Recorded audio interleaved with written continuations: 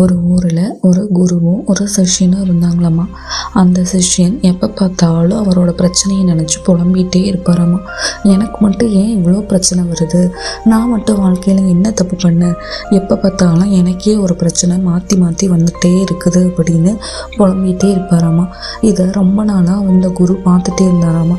ஏன் இவன் எப்போ பார்த்தாலும் புலம்பிகிட்டே இருக்கான் அப்படின்னு ஒரு நாள் அந்த குரு அந்த சிஷ்யனை கூப்பிட்டு இங்கே வா அப்படின்னு கூப்பிட்டாராம்மா. இவனும் சொல்லுங்க குருவே அப்படின்னு போனானாமா. டம்ளரில் தண்ணி கொண்டு வா அப்படின்னு அந்த குரு அவன்கிட்ட சொன்னாராமா. உடனே அவன் ஒரு டம்ளரில் தண்ணி எடுத்துகிட்டு கொடுத்தானாமா குரு கிட்ட. தன்னோட கையில் இருக்க ஒரு கைப்பிடி உப்பை எடுத்து அந்த கிளாஸில் போட்டு அவனை குடினாராமா. இவன் திருன்னு முழிச்சிட்டு சரி குரு சொல்லிட்டாரே அப்படின்னு சொல்லி குடிச்சானாமா. எப்படி இருக்குது அப்படின்னு குரு கேட்டாராமா. உடனே அவன் குரு இதை குடிக்கவே முடியல, ரொம்ப உப்பு கரிக்குது அப்படின்னு சொன்னாராமா. உடனே அந்த குரு சிரிச்சுட்டு சரி என் கூட வா அப்படின்னு ஒரு ஏரி இருக்கிற இடத்துக்கு கூட்டிகிட்டு போனாராமா. அங்கே அதே ஒரு கைப்பிடி உப்பு எடுத்து அந்த ஏரியில் போட்டாராமா.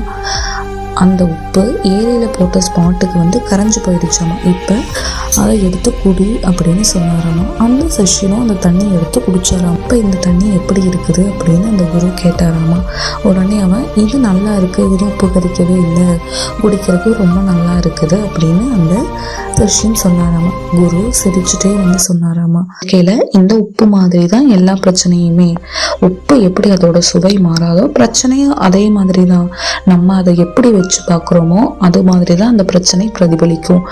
நீ அந்த கண்ணாடி டம்ளர் மாதிரி இருந்த அப்படின்னா அந்த உப்பு எப்படி கரிச்சிச்சு அதே மாதிரி உன்னோட கஷ்டம் உன்னோட கழுத்தை நெரிக்கும். இதே அந்த ஏரி மாதிரி ஒன்று நினச்சிக்கோ.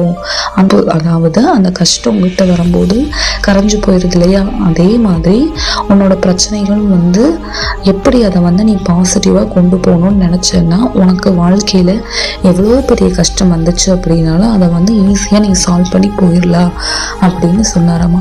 அதை கேட்டதுலேருந்து அவனுக்கு ஒரு ஞானம் வந்துச்சாமா. அன்னையிலேருந்து வாழ்க்கையில் அவனுக்கு எவ்வளோ பெரிய பிரச்சனை வந்தாலும் அதை எப்படி சால்வ் பண்ணலாம் மட்டும்தான் யோசிப்பானே தவிர எனக்கு மட்டும் ஏன் இப்படி பிரச்சனை நடக்குதுன்னு சிந்திச்சதே கிடையாதாமா. அன்னையிலேருந்து அவனுக்கு ஒரு பிரச்சனைன்னு ஒன்று வந்துச்சு அப்படின்னா இதை நம்மளால சமாளிக்க முடியும், இதை எப்படி இதை நம்ம ஃபேஸ் பண்ணலாம் அப்படின்னு யோசிக்க ஆரம்பிச்சதுலேருந்து அவங்ககிட்ட எந்த பிரச்சனைகளும் வர்றது இல்லையாமா. அவனோட கஷ்டங்களும் கொஞ்சம் கொஞ்சமாக கம்மியாகி அவன் இப்போ ஒரு தெளிவாக நிம்மதியான வாழ்க்கையை வாழ ஆரம்பித்தான். இதுலேருந்து நான் என்ன சொல்ல வரேன் அப்படின்னா வாழ்க்கையில் நமக்கு எப்பயுமே பிரச்சனைகள் இருந்துட்டு தான் இருக்கும். அதை நினச்சி என்னடா நமக்கு மட்டும் இவ்வளோ பிரச்சனை வந்துட்டே இருக்குதுன்னு நம்ம யோசிச்சு